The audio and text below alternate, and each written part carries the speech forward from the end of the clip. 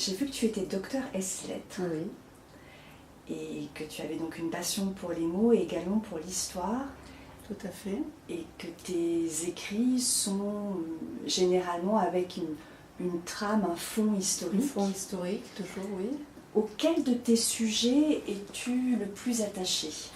Au début, tout est parti d'un grand amour pour Molière, là c'est sûr. La première pièce était Tartuffe et le roi. J'ai voulu recréer le Tartuffe de 1664, celui qui a été joué une seule fois, puis interdit. Donc j'ai lu, j'ai fait des recherches là-dessus, jusqu'à trouver ce qui me semblait être le ton de ce Tartuffe, et j'ai trouvé tellement dommage qu'il tombé dans l'oubli que j'ai essayé de le recréer.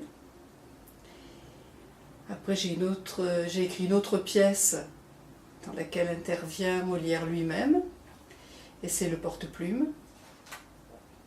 Là je suis partie de la polémique qui ressort périodiquement, savoir que Molière n'est pas celui qui a écrit ses comédies. Et j'ai imaginé une rencontre avec Corneille en 1658, quand il revient de sa tournée en province. Il est avéré qu'il est passé par Rouen, donc il y a des chances pour que la rencontre ait eu lieu. Et j'imagine qu'il est venu demander à Corneille l'autorisation de jouer ses tragédies, puisqu'à l'époque il voulait s'illustrer dans le rôle, dans le genre noble qu'était la tragédie. Et c'est là que, évidemment, se situe la surprise, à savoir que c'est Corneille qui lui aurait conseillé d'écrire de la comédie et proposé de l'aider là-dedans. En 2008, Oui. tu as créé ta compagnie, Les Oui. mots en scène. Et en 2012, tu as fondé le festival d'Auribeau-sur-Sienne, Tout à fait. Auribeau-sur-Seine, donc à Auribeau-sur-Sienne. L'échange entre les compagnies, c'est quelque chose qui est important à tes yeux? Tout à fait, tout à fait.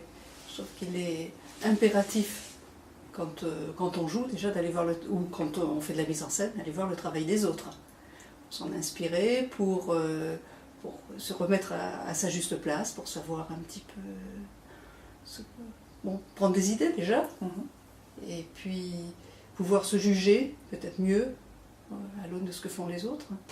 En plus d'écrire, tu es également metteur en scène. Oui. Tu as aussi bien dirigé tes propres pièces comme Le Sceau de la mariée ou Tartuffe et le roi dont tu viens de parler, que celles d'autres auteurs, je pense à Gilles Labier, je pense à Daniel Pénac. En quoi ta démarche diffère-t-elle selon qu'il s'agisse de tes propres écrits ou des écrits d'un autre auteur? Est-ce que tu as une façon de procéder différente? Je respecte beaucoup plus les autres. Quand il s'agit de mes écrits, je laisse les comédiens libres